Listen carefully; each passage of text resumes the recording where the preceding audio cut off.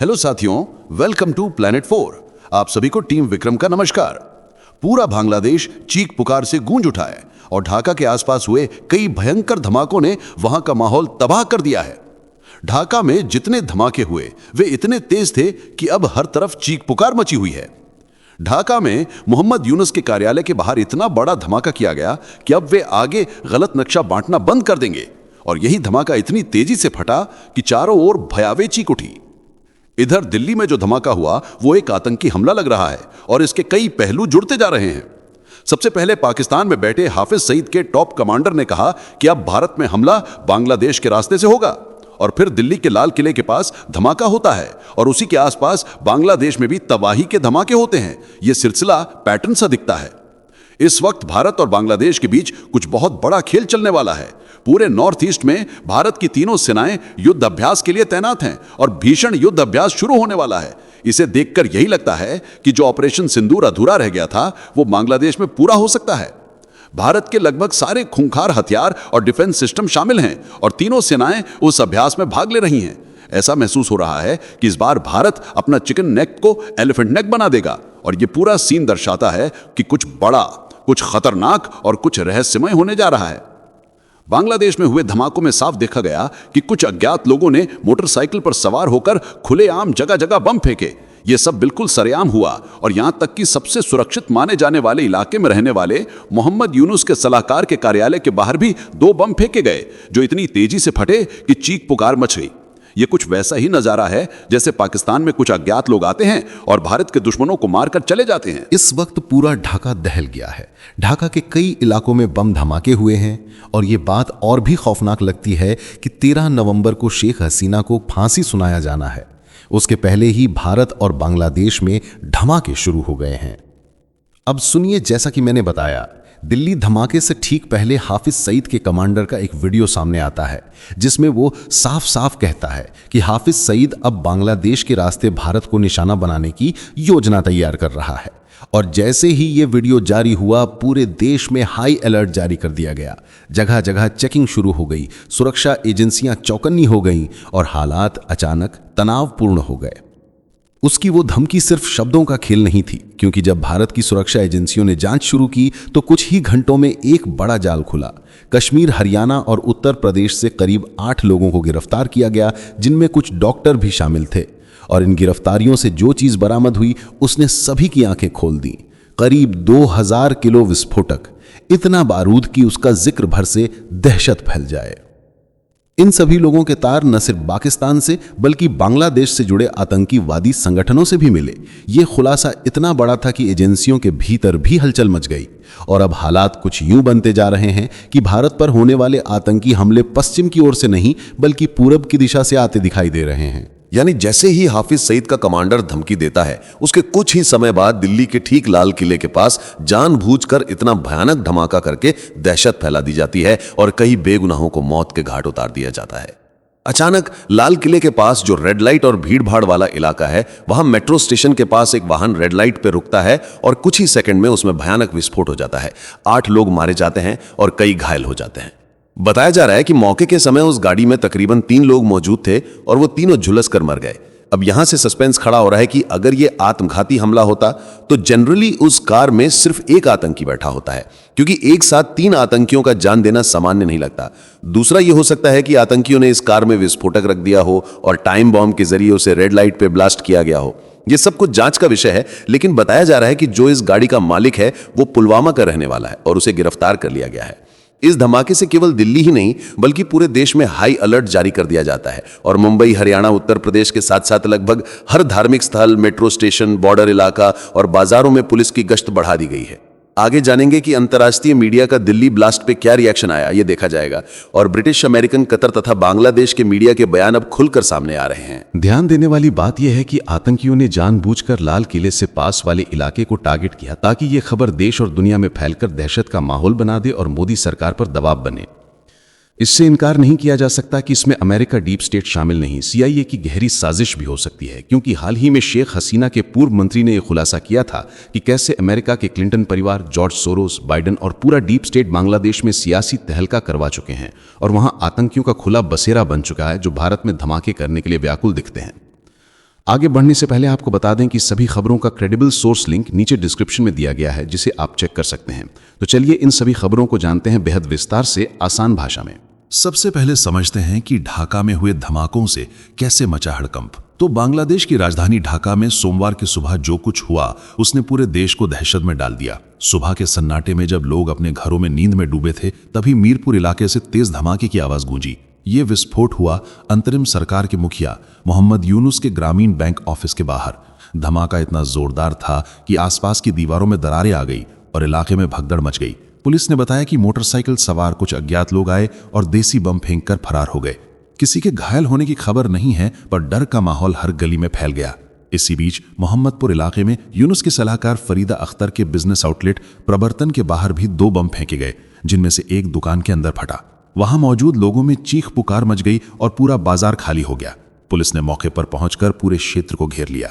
इस घटना ने साफ कर दिया कि किसी बड़ी साजिश की तैयारी चल रही है, जो सरकार के शीर्ष लोगों को निशाने पर लेना चाहती है। आइए अब जान लेते हैं कि धमाकों के बाद कैसे बढ़ी ढाका में सनसनी और सियासी उथल पुथल। तो धमाकों का सिलसिला यही नहीं रुका। धनमंडी इलाके में 4 बम फेंके गए, जिनमें से 2 इब्ने सीना अस्पताल के पास और 2 एक बड़े चौराहे के पास फटे। लोगों ने डर के मारे घरों से बाहर निकलना बंद कर दिया। सुरक्षा बलों ने पूरे शहर में नाकेबंदी कर दी और सेना को भी तैनात किया गया। इन्हीं घटनाओं के बीच पुरानी ढाका में 50 वर्षीय व्यक्ति की गोली मारकर हत्या कर दी गई। पुलिस के अनुसार वो एक पुराना गैंगस्टर था जो पहले कई बार मौत से बच चुका था। इन वारदातों ने बांग्लादेश के राजनीतिक हालात को और भड़का दिया है। 13 नवंबर को अंतर्राष्ट्रीय क्रिमिनल ट्रिब्यूनल पूर्व प्रधानमंत्री शेख हसीना के खिलाफ सुनवाई करने वाला है। उन पर आरोप है कि इन्होंने पिछले वर्ष हुए छात्र आंदोलन को दबाने के लिए हिंसा का सहारा लिया था। अभियोजन पक्ष ने उनके लिए फांसी की मांग की है। अब पूरा देश डर, तनाव और राजनीतिक अस्थिरता की जकड़ में फंसा हुआ है। साथियों, आगे बढ़ने से पहले आप सभी को बता दूं कि अगर आप देश, दुनिया, डिफेंस और इकोनॉमी की 100 से ज्यादा खबरें एक साथ एक ही जगह पर एक ही समय में फटाफट रोज देखना चाहते हैं, तो कृपया हमारे साथ जी चिल्स चैनल पर जुड़िए, जहां हम रोज शाम 9 बजे आपके लिए दुनिया की तमाम सारी खबरें एक साथ लेकर आते हैं। जी चिल्स चैनल का लिंक आपको नीचे डिस्क्रिप्शन या कमेंट बॉक्स में मिल जाएगा।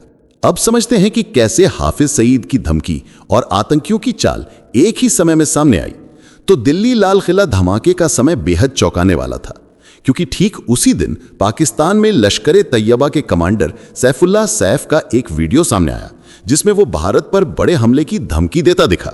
उसने ये भी कहा कि हाफिज सईद अब बांग्लादेश के जरिए भारत को निशाना बनाने की योजना बना रहा है।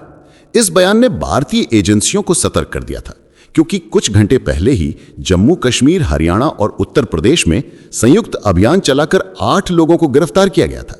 इनमें 3 डॉक्टर शामिल थे, जो सफेद कॉलर आतंक नेटवर्क का हिस्सा बताए गए। उनके पास से 2900 किलोग्राम विस्फोटक बरामद हुआ। यह विस्फोटक अमोनियम नाइट्रेट, पोटेशियम नाइट्रेट और सल्फर से बना था। अधिकारियों का कहना है कि यह नेटवर्क जैश-ए-मोहम्मद और अंसार गजवत उल हिंद जैसी आतंकी संगठनों से जुड़ा था।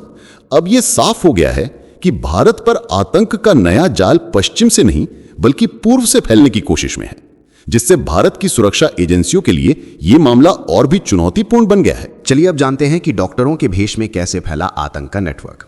तो देश की सुरक्षा एजेंसियों ने एक ऐसा आतंकी जाल तोड़ा है जो ऊपर से शिक्षित और सभ्य लोगों का समूह दिखता था, लेकिन अंदर से ये पूरे देश को दहलाने की तैयारी कर रहा था। जम्मू कश्मीर, हरियाणा और उत्तर प्रदेश में फैले इस नेटवर्क से लगभग 2900 किलो विस्फोटक बरामद किया गया। इस नेटवर्क के 8 सदस्य पकड़े गए हैं, जिनमें 3 डॉक्टर भी हैं।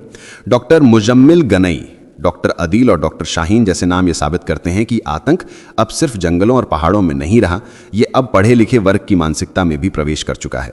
फरीदाबाद के किराए के मकान से 360 किलो अमोनियम नाइट्रेट, कई राइफलें, पिस्तौलें, टाइमर और विस्फोटक उपकरण बरामद हुए। ये लोग आतंक के लिए एक बड़े हमले की तैयारी में थे और अपने मिशन को पूरा करने के लिए हर साधन जुटा चुके थे। इस पूरे ऑपरेशन में जम्मू कश्मीर, हरियाणा और उत्तर प्रदेश पुलिस ने मिलकर 15 दिन तक गुप्त निगरानी रखी, जिसके बाद इस खतरनाक नेटवर्क का पर्दाफाश हुआ। अब समझते हैं कि व्हाइट कॉलर टेरर नेटवर्क की असली साजिश क्या थी। तो जांच में यह खुलासा हुआ कि यह गिरोह डॉक्टरों और प्रोफेशनल्स के नाम पर बना एक व्हाइट कॉलर नेटवर्क था, जो समाज सेवा और चैरिटी के नाम पर आतंक को फंड कर रहा था। इनके संपर्क पाकिस्तान में बैठे हैंडलर से थे और वे एन्क्रिप्टेड चैनलों के जरिए आदेश लेते थे। ये नेटवर्क नए युवाओं को सोच और विश्वास के स्तर पर कट्टर बनाकर आतंक में शामिल करता था। फंड जुटाने के लिए ये शैक्षणिक और सामाजिक संस्थाओं का इस्तेमाल करते थे ताकि कोई उन पर शक न करे। इनके पास से जो तकनीकी उपकरण, विस्फोटक रसायन और इलेक्ट्रॉनिक सर्किट मिले हैं, वह दिखाता है कि यह कोई छोटा गिरोह नहीं बल्कि एक व्यवस्थित आतंकी संगठन था। सुरक्षा एजेंसियों ने समय रहते इस नेटवर्क को नष्ट कर दिया, जिससे देश की राजधानी और कई राज्यों में होने वाली बड़ी तबाही को रोका जा सका। इस मामले की जांच अब और गहराई में जा रही है ताकि इनके हर साथी और विदेशी कनेक्शन तक पहुंचा जा सके। आइए अब जानते हैं कि दिल्ली के लाल किले के पास धमाका कैसे हुआ और क्या मंजर था। तो दिल्ली की शाम अचानक तब चीखों और अफरा तफरी में बदल गई जब लाल किले के पास चलती कार में जोरदार धमाका हुआ। यह धमाका रेड फोर्ट मेट्रो स्टेशन के गेट नंबर 1 के पास हुआ, जहां उस वक्त काफी भीड़ थी। अचानक कार रेड लाइट पर रुकी और कुछ ही सेकंड में उसमें विस्फोट हो गया। चारों तरफ धुआं छा गया। आग की लपटों ने आसपास खड़ी कई गाड़ियों और ऑटो को अपनी चपेट में ले लिया। चीखें, भगदड़ और दहशत का ऐसा आलम था कि लोग कुछ समझ ही नहीं पाए। दिल्ली पुलिस ने तुरंत इलाके को घेर लिया। फायर ब्रिगेड और एम्बुलेंस मौके पर पहुंची। राहत कर्मियों ने आग पर काबू पाने में काफी मशक्कत की। इस धमाके में 8 लोगों की मौत और 24 घायल हुए, जिनमें कई की हालत गंभीर बताई जा रही है। NIA और NSG की टीमें भी जांच के लिए रवाना की गईं ताकि यह पता लगाया जा सके कि यह दुर्घटना थी या किसी बड़ी साजिश का हिस्सा। अब समझते हैं कि इस घटना के बाद देश भर में कैसे फैला डर और सुरक्षा एजेंसियों ने क्या कदम उठाए। तो धमाके की खबर ने सिर्फ दिल्ली नहीं, पूरे देश को झकझोर दिया। मिनटों में मुंबई, हरियाणा और उत्तर प्रदेश में हाई अलर्ट जारी कर दिया गया। धार्मिक स्थलों, मेट्रो स्टेशनों, बॉर्डर इलाकों और भीड़भाड़ वाले बाजारों में पुलिस की गश्त बढ़ा दी गई।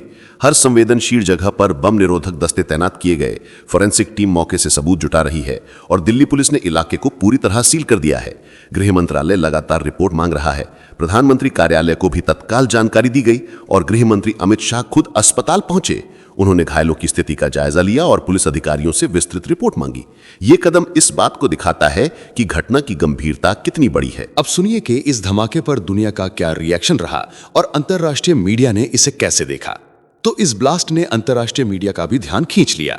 पाकिस्तानी मीडिया डॉन ने लिखा कि यह धमाका भारत को हिला देने वाला है और बॉर्डर इलाकों में सुरक्षा बढ़ा दी गई है। ब्रिटिश मीडिया BBC ने याद दिलाया कि ये वही जगह है जहां से हर साल स्वतंत्रता दिवस पर प्रधानमंत्री भाषण देते हैं। द गार्डियन ने कहा कि धमाके से आसपास की गाड़ियां जलकर राख हो गईं। अमेरिकी मीडिया CNN ने बताया कि 6 गाड़ियां और 3 रिक्शा पूरी तरह जल गए। कतर के अल जजीरा ने कहा कि फॉरेंसिक टीम सबूत इकट्ठा कर रही है, जबकि बांग्लादेश के डेली स्टार ने लिखा कि पुलिस आतंकी साजिश से इनकार नहीं कर रही। जर्मन मीडिया DW न्यूज ने भी यह स्पष्ट किया कि मुंबई और उत्तर प्रदेश में भी सुरक्षा बढ़ा दी गई है। दुनिया के हर बड़े मीडिया हाउस की नजर अब दिल्ली पर है, क्योंकि लाल किला भारत की पहचान है और वहां धमाका होना किसी भी देश के लिए बड़ी चिंता का विषय बन सकता है। आइए अब जान लेते हैं कि लाल किला क्यों इतना अहम है और इस धमाके ने लोगों के मन में कैसा डर पैदा कर दिया। तो 17वीं सदी में बना लाल किला सिर्फ एक ऐतिहासिक धरोहर नहीं है, बल्कि भारत की आत्मा का प्रतीक माना जाता है। ये वही जगह है जहां हर साल तिरंगा लहराता है और प्रधानमंत्री का भाषण गूंजता है। पर आज वहीं से दर्द और डर की आवाज उठी। चांदनी चौक की गलियां जो हमेशा लोगों की चहल पहल से भरी रहती हैं, आज वीरान हो गईं। आंखों के सामने गाड़ियां जल रही थीं और लोगों की सांसें थम गई थीं। आसपास के घरों की खिड़कियां धमाके से कांप गईं। स्थानीय लोगों ने बताया कि उन्होंने ऐसी आवाज पहले कभी नहीं सुनी थी। कई लोग अपने बच्चों को गोद में लेकर भागे। ये दृश्य किसी युद्ध क्षेत्र से कम नहीं था। अर्जेंटीना के राजदूत ने इस घटना पर गहरी संवेदना जताई और कहा कि उनके देश की प्रार्थनाएं भारत के साथ है। इस घटना ने यह साबित कर दिया कि सुरक्षा व्यवस्था को अब और मजबूत करने की जरूरत है। भारत सतर्क है और पूरी दुनिया की नजरें अब इस जांच पर टिकी हैं, जो आने वाले दिनों में कई राज खोल सकती है। इस वीडियो में फिलहाल इतना ही। जल्द मिलते हैं एक और नई अपडेट के साथ। जाने से पहले वीडियो को लाइक करके चैनल को सब्सक्राइब कर लें। आपका दिन मंगलमय हो। धन्यवाद।